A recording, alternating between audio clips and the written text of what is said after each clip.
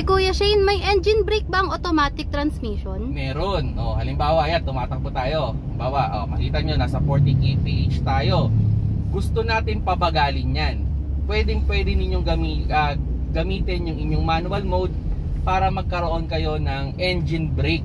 So, yung engine brake na yan, okay, so, ang idea doon, yung makina natin, yung kusang pipigil dun sa pagpapabilis ng sasakyan. Kumbaga, kahit hindi tayo na membreno, bumabagal siya.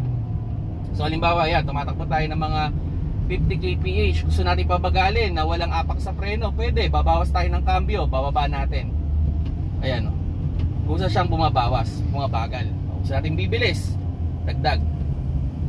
Yan. So gusto natin bumawas, pwede rin. So itong engine brake, recommended to, ginagamit sa mga sobrang pababang kalsada na ang problema kasi pag preno yung ginamit natin, hindi tayo gumamit ng engine brake. Pag na masyadong uminit yung preno natin, there's a tendency na mag-malfunction siya or uminit masyado yung preno natin na baka hindi niya ma-brake na yung sasakyan. So, kailangan maganda gamitin din natin yung makina para hindi masyadong bumilis, para hindi rin masyadong hirap yung ating preno.